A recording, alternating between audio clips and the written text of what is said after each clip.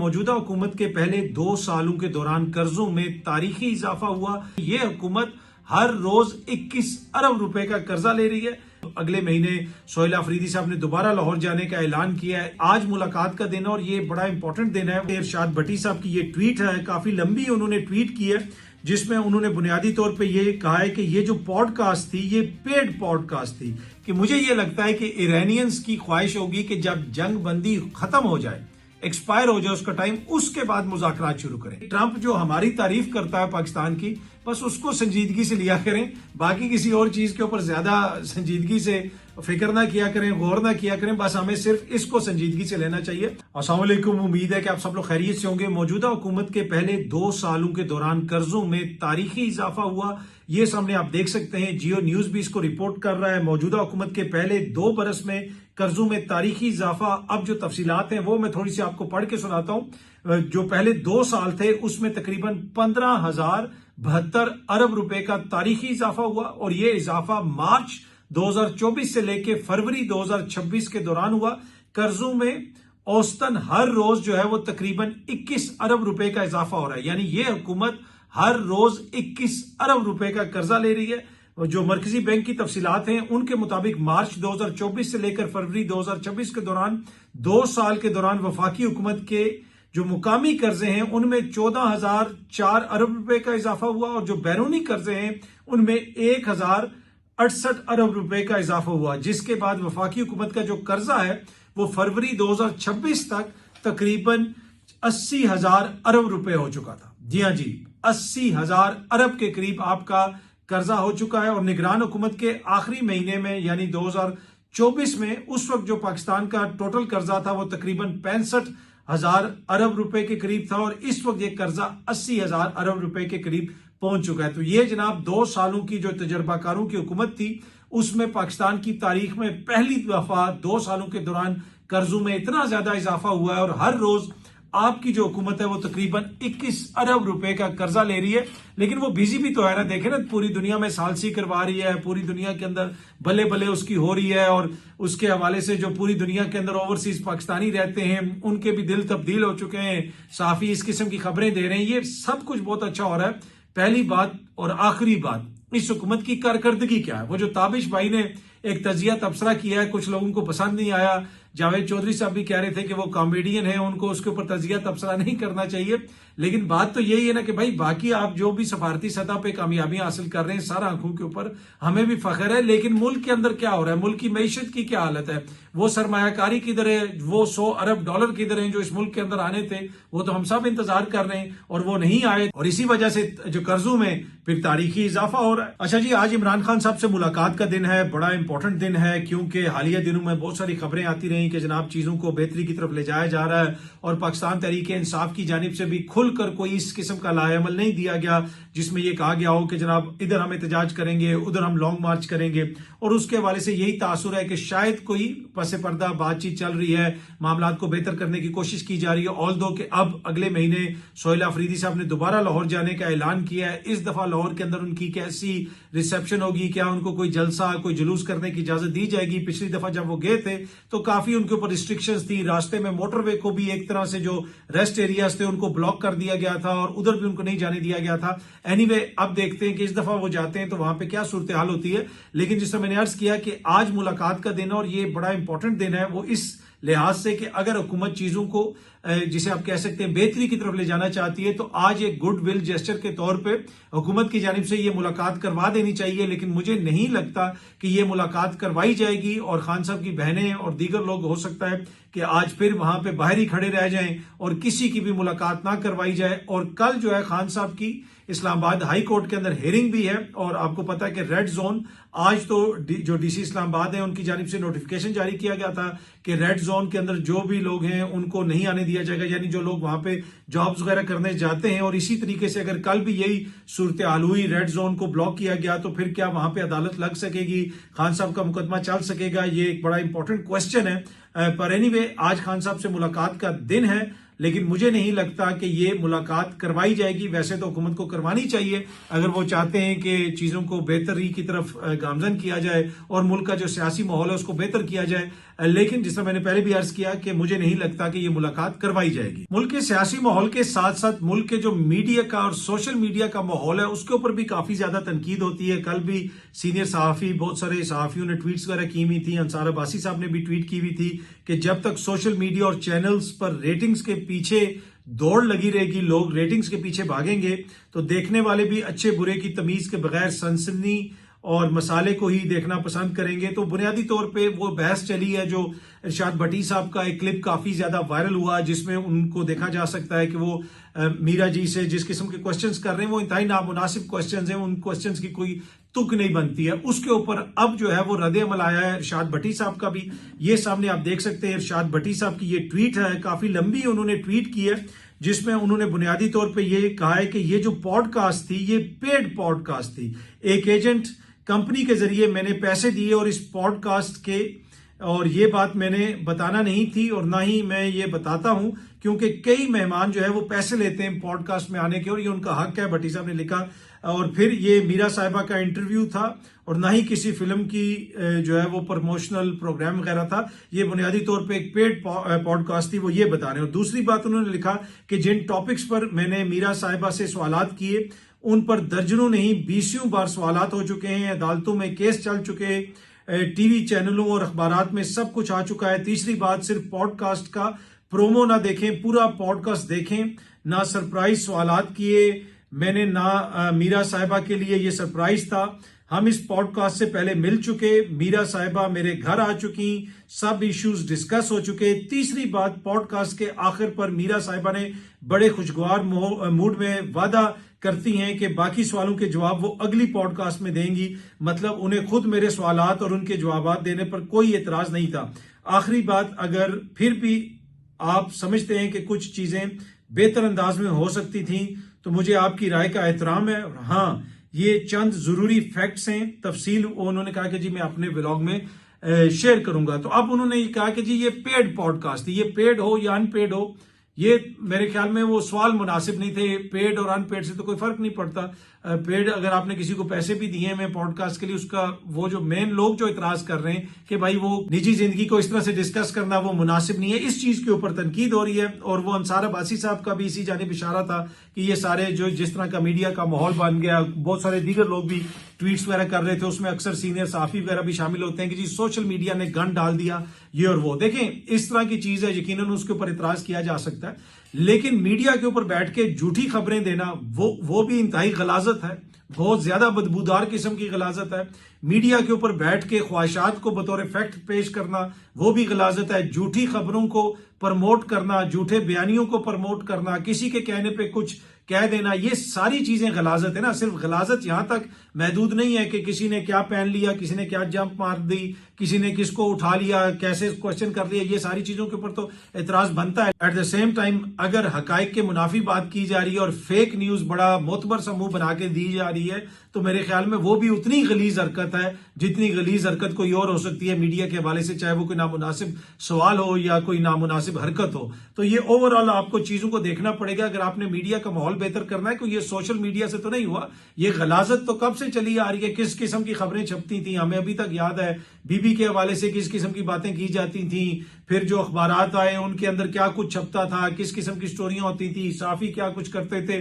बल्कि जो मोहतरमा बेनजीर भुट्टो शहीद बीबी हैं, उनके खिलाफ जो सेल बना था उसके अंदर बड़े बड़े जय्यद सहाफी शामिल थे जो गंदा प्रोपेगेंडा करते थे। तो वो सारी चीजें पाकिस्तान के अंदर नहीं है। मेरा नहीं ख्याल कि ये कोई सोशल मीडिया से रिलेटेड इशू है, ये ओवरऑल सोसाइटी का एक इशू है और उसको देखने की जरूरत है। तो यकीनन उसके अंदर जो है वो बेहतरी की जा सकती है। तो अगर कोई नामुनासिब जुबान इस्तेमाल करे, नामुनासिब तरीके से कोई हरकत करे, जितनी गलाजत वो है, मेरे ख्याल में उससे वो डबल गलाजत है कि कोई मोतबर बन के झूठी खबरें दे, मोतबर बन के आइन और कानून के खिलाफ होने वाली चीजों की जस्टिफिकेशन पेश करे, वो उससे भी ज्यादा गलीज है जो ये कहे कि खिलाफ कानून कोई चीज हो रही हो लेकिन वो उसके अंदर तौजियात निकाले, चाहे वो आज से 100 साल पहले निकालता हो या आज से 100 साल बाद निकाले। मैं ओवरऑल बात कर रहा हूं, वो जो किरदार हैं वो ज्यादा गलीज हैं और मेरे ख्याल में उस चीज के ऊपर भी हमें तवज्जो देने की जरूरत है कि ओवरऑल अगर हमने सोसाइटी को बेहतर करना है तो हर किसी को अपना अपना हिस्सा डालना पड़ेगा। अच्छा जी, अभी तक जिस वक्त तक मैं ये व्लॉग बना रहा हूँ सूरत क्लियर नहीं है कि इरानियंस आएंगे या नहीं आएंगे। ट्रंप ने कहा है कि बुध वाले दिन यानी कल जो है वो जंग बंदी खत्म हो रही है। मैंने गुज़िश्ता व्लॉग के अंदर भी कहा था कि मुझे ये लगता है कि इरानियंस की ख्वाहिश होगी कि जब जंग बंदी खत्म हो जाए, एक्सपायर हो जाए उसका टाइम, उसके बाद मुज़ाकरात शुरू करें।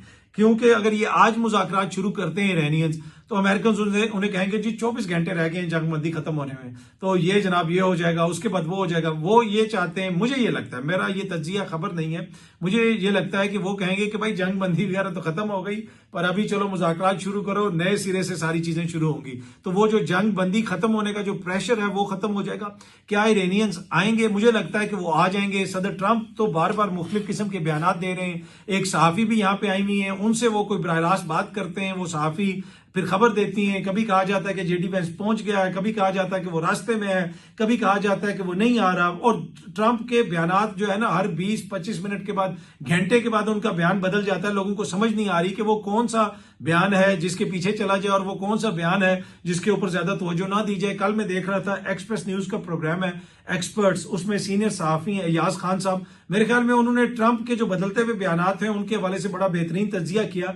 अयाज खान साहब ने कहा कि ट्रंप जो हमारी तारीफ करता है पाकिस्तान की, बस उसको संजीदगी से लिया करें, बाकी किसी और चीज के ऊपर ज्यादा संजीदगी से फिक्र ना किया करें, गौर ना किया करें, बस हमें सिर्फ इसको संजीदगी से लेना चाहिए। बात तो उनकी मुनासिब है कि हर 10 मिनट के बाद उसका बयान बदल जाता है, पर एनीवे मजीद अमेरिकन जो हैं वो इस्लामाबाद में पहुंचे हैं और मुझे ये लगता है कि इरानियंस भी आ जाएंगे और बुध के बाद मुझे ये लगता है कि एन मुमकिन है कि बुध से ये मुज़ाकरात वगैरह शुरू हों। बट यू नेवर नो, जो डिप्लोमेसी है इसमें चीजें तब्दील होती रहती हैं।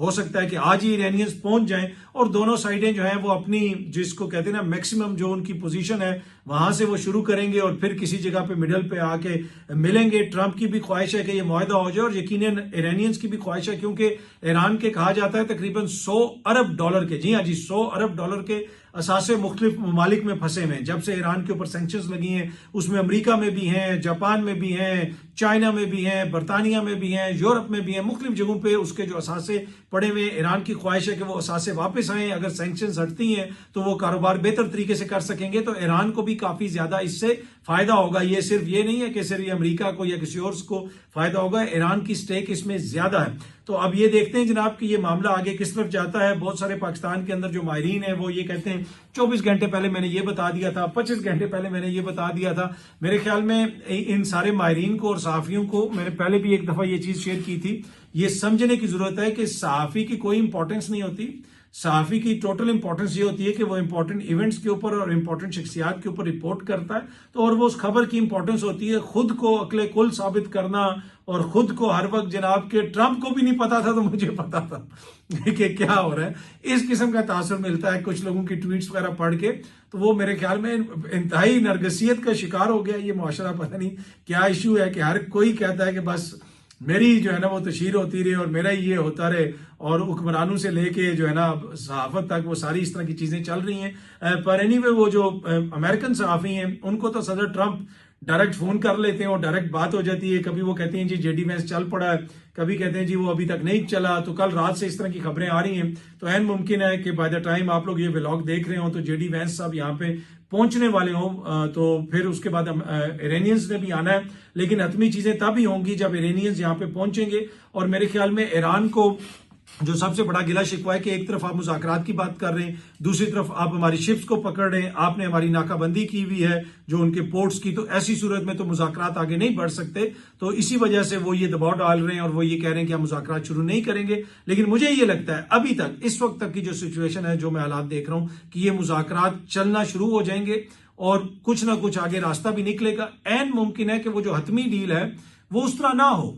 एक फ्रेमवर्क बना दिया जाए कि अगले 4 महीने में या 4 हफ्तों में या 6 हफ्तों के अंदर ये सारी चीजें हम सेटल करेंगे, तो ऐन मुमकिन है। सदर ट्रंप ने यह भी कहा है कि अगर चीजें सेटल हो जाती हैं तो मेरी ख्वाहिश होगी कि मैं जाके ईरानियन क़यादत से भी मिलूं, और ऐन मुमकिन है कि वो भी आ जाएं और आके वो भी उसका क्रेडिट लेना चाहें। लेकिन ये सारी चीजें, जिस तरह मैंने अभी आपको कहा कि ये पाइपलाइन में है, कुछ भी हतमी नहीं है। हतमी चीजें तब ही होंगी, जो लोग ये तासुर दे रहे हैं ना कि जी सब कुछ सेटल हो गया है, और ट्रंप ने भी एक मौके पे कह दिया कि जी आज तो हमारे वहां पे साइन भी हो गए। ऐसी बात नहीं है। चीजें हतमी तब ही होंगी जब फाइनली ये साथ खड़े होकर या अलग-अलग खड़े होकर बताएंगे कि चीजें हतमी हो गई। उससे पहले किसी चीज को भी आप हतमी तौर पे नहीं ले सकते। अच्छा जी, ये जो वीडियो सामने आप देख सकते हैं, ये बताया जा रहा है कि मुबैना तौर पे लाहौर की वीडियो है, सोशल मीडिया पे काफी ज्यादा वायरल है। एक सरकारी बस में सफर करने वाली इस बच्ची को उस बस का कंडक्टर तशद्दुद का निशाना बना रहा है। मुतलका हुकाम को देखना चाहिए, इसका नोटिस लेना चाहिए। ये कतन काबिल कबूल नहीं है। यहाँ पे हुक्मरानों के बच्चों को सरों के ऊपर से ड्रोन गुजर जाएं या ड्रोन उनको लग जाए तो क्यामत बर्पा हो जाती है। क्या सिर्फ यहाँ पे सिर्फ वही बच्चियां हैं जो हुक्मरानों के खानदानों से जिनका ताल्लुक है? बाकी जो आम पाकिस्तानियों की बच्चियां हैं उनकी कोई सेल्फ रिस्पेक्ट नहीं है? क्या उनके साथ ये सलूक होना चाहिए? मेरे ख्याल में इस एटीट्यूड को देखने की जरूरत है। और अक्सर इस तरह की वीडियोस हम देखते रहते हैं कि कभी उस पर तशद्दुद हो गया, कभी उस पर तशद्दुद हो गया। ये रवैये इंतहाई नामुनासिब हैं, और जो भी इसके जिम्मेदार है, मुझे उम्मीद है कि हुकूमत जो है, जो भी या मुतलका जो लोग हैं, वो इसका नोटिस भी लेंगे और मेक श्योर करेंगे कि दोबारा ऐसी हरकत ना हो। अब क्या दोबारा ऐसी हरकत नहीं होगी? मेरा नहीं ख्याल कि जी मतलब की हरकत नहीं होगी। मुझे लगता है कि हरकत दोबारा होगी। इस मुल्क के अंदर हमें पता है कि क्या सलूक किया जाता है लोगों के साथ, लेकिन जब कोई इस तरह की वीडियो सामने आ जाती है तो इखलाकियात के दौरे पड़ना शुरू हो जाते हैं। आपको नहीं पता कि अवाम को किस किस जगह पे कैसे कैसे जलील किया जाता है, लेकिन जो ही कोई चीज हाईलाइट हो जाती है तो हम सबको इखलाकियात के दौरे पड़ना शुरू हो जाते हैं, फिट्स ऑफ मोरालिटी पड़ना शुरू हो जाते हैं। माजी के अंदर तो इफ्तिखार चौधरी साहब जो है, सुप्रीम कोर्ट भी सोमोटो ले लेती थी, लेकिन कितनी बेहतरी आई। कोई एक नोटिस लेने से, एक काम करने से, उसका वहां पे जाके ये करने से कि जनाब वो शख्सियत खुद वहां पे पहुंच गई है, उसने नोटिस ले लिया, ये सारी चीजें शब्दाबाजियां हैं। इनसे कोई फर्क नहीं पड़ता। जब तक आप ओवरऑल सिस्टम को मजबूत नहीं करते, कानून को मजबूत नहीं करते, ये चीजें कभी भी बेहतर नहीं हो सकती। ये ऐसी की ऐसी रहेंगी। इसीलिए आज से 1400 साल पहले बता दिया गया था कि तुमसे पहले आने वाली कौमें इसलिए तबाह हुई थी कि वहां पे जब कोई बासर लोग कुछ करते थे या उनके बच्चे कुछ करते थे तो उनके खिलाफ तो कोई एक्शन नहीं लिया जाता था, गरीब बेचारे के खिलाफ एक्शन लिया जाता था। और आज आप देख लें कि इधर जब बासर कुछ करते हैं तो उनके खिलाफ कितना एक्शन होता है, और जब आम कोई बंदा होता है उसके साथ क्या सलूक किया जाता है। तो ये चीज तो हम बचपन से सुनते आ रहे हैं कि ये चीज तो हमारे मजहब के अंदर हमें बताई गई है, लेकिन इसके ऊपर हम कितना अमल दरामद करते हैं वो आपके भी सामने और मेरे भी सामने। अच्छा, एक दो और छोटी छोटी मैं चीजें आपसे शेयर करना चाहता हूं। एक तो ये जो वीडियो का आप सामने स्क्रीनशॉट देख सकते हैं, किसी जगह पे कोई बच्चा डूब रहा था तो वहां पे वेकेशंस पे गई हुई कोई खातून डॉक्टर साहिबा थी, वो उसका सीपीआर कर रही हैं।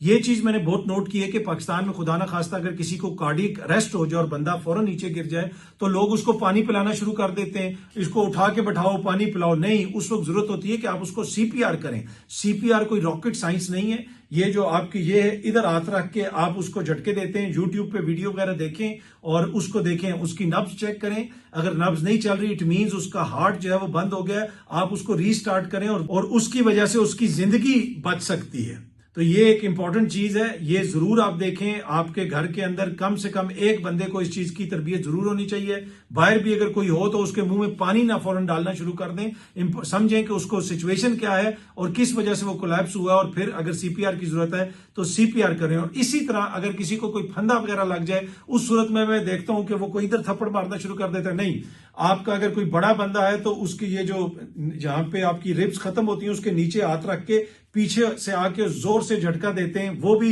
यूट्यूब वगैरह पे जाएं, देखें। बच्चे को अगर फंस जाए तो बच्चे को किस तरह निकालना है वो भी देखें। ये बहुत ज्यादा अवेयरनेस की जरूरत है। मैंने मगरिब में अपनी आंखों के सामने देखा है, सीपीआर होते देखा है, किसी के गले में कोई चीज फंस गई है, लोगों को उसको निकालते देखा है। आम लोग एकदम से जंप करते हैं और वो सारा जो प्रोसीजर है उसको शुरू कर देते हैं, क्योंकि उनको अवेयरनेस है। हमारे यहाँ अवेयरनेस नहीं होती, जिसकी वजह से बहुत सारी अमवात होती हैं। तो ये एक चीज है जिसको आपको देखने की जरूरत है और हम सबको जो है इसको सीखने की जरूरत है। दूसरी बात जो बड़ी इंपॉर्टेंट है कि आप लोग अगर कोई जानवर वगैरह रखते हैं, कोई पेट्स रखते हैं, तो वो उनकी जिम्मेदारी आपके ऊपर होती है। वो ये नहीं है कि आप रस्सी से बांध दें और सारा दिन उसको बांध ही रखें। उसको भी सोशलाइजिंग की जरूरत होती है, उसका भी दिमाग होता है, उसको भी एक बॉन्ड की जरूरत होती है। आपको उसके साथ टाइम भी गुजारना है, आपने उसको वक्त पे खाना भी देना है, आपने उसको टीका भी लगवाना है, आपने उसको वॉक पे भी लेके जाना है। अदरवाइज जो है आप जिम्मेदार हैं उसके साथ जो कुछ भी हो रहा है। और बेजुबान के साथ अगर आपने घर में बेजुबान रखा है तो उसको अच्छे तरीके से रखें। और फिर एक और चीज समझें कि जनाब वो अगर कोई ऐसी चीज है कि अगर आप देखते हैं कि एक कुत्ता है वो थोड़ा सा खतरनाक है, तो उसके पास दूसरा कुत्ता ले जाने की जरूरत नहीं है कि जाएं और उसके देखें कि वो लड़ाई करेगा या नहीं करेगा। ये चीज मैंने खुद एक्सपीरियंस की है कि अब डॉग ऐसा हो जो थोड़ा सा, जिसे आप कह सकते हैं कि बड़ा डॉग हो और उससे ये खतरा हो कि जनाब ये दूसरों के ऊपर अटैक कर देगा, तो लोगों को अगर बताया भी जाए कि भाई आप अपना कुत्ता थोड़ा सा दूर कर लें या इसके पास ना आए, तो वो घूम फिर के दोबारा उधर ही आएंगे वो चस्का लेने के लिए कि पता नहीं हम क्या होता है, जरा थोड़ी सी लड़ाई देखें। ये नामुनासिब रवैये हैं। आप वो जो जानवर होता है वो आपकी जिम्मेदारी होती है, उसको आपने टैकल करना होता है, आपने देखना होता है। तो ये मैंने चीज नोट की और पर्सनली एक्सपीरियंस की है। तो पर एनीवे, जिस तरह मैं अर्ज कर रहा था कि घर में जो जानवर रखते हैं वो उसकी जिम्मेदारी घर के जो दीगर लोग हैं उनकी तरह आपके ऊपर है, चाहे वो बीमार हो चाहे दीगर मामलात हो। ये नहीं है कि बस ले लिया और छोड़ दिया, वो रवैया नामुनासिब है। और जानवरों के साथ तो हुस्न सलूक का कोई आज की बात नहीं, हमें तो बचपन से पढ़ाया जाता है और सारी चीजें उसके इस्लामी हवाले भी दिए जाते हैं। लेकिन इशू ये है कि हर चीज हमें बचपन से पढ़ाई गई है, हर चीज हमें बताई गई है, लेकिन ना हमारे अंदर वो डिसिप्लिन आता है, ना हमारे अंदर वो खुदा खौफी आती है, क्योंकि हमें सिर्फ पढ़ाया जाता है, करके नहीं दिखाया जाता। आप स्कूलों में चले जाएं कि अंदर कहते हैं जी डिसिप्लिन हो, लाइन बनाएं, ये करें वो करें। स्कूल के बाहर जाएं तो माँ बाप ने जैसे गाड़ियां खड़ी की होती हैं, लगता है ऐसे है कि यहाँ पे जलजला आया है, हर किसी ने रोड ब्लॉक की होती है, उसका दिल होता है कि मैं सबसे आगे जाके स्कूल में गाड़ी खड़ी करूं। तो जब बच्चे हमारा अपना कंडक्ट देखते हैं तो फिर उन्होंने वही सीखना है जो वो हमें देखते हैं। तो कभी भी किसी को बताने से जो है इल्म ट्रांसफर नहीं होता, करके आपको दिखाना पड़ता है। और स्पेशली ये जो सोशल एटिकेट्स होते हैं ये माँ बाप से, सोसाइटी से लोग सीखते हैं। जब तक आप उसको प्रैक्टिस नहीं करेंगे वो आपकी आदत का हिस्सा नहीं बनते। बहुत जल्दी आप सब दोस्तों से दोबारा मुलाकात होगी। Thank you very much.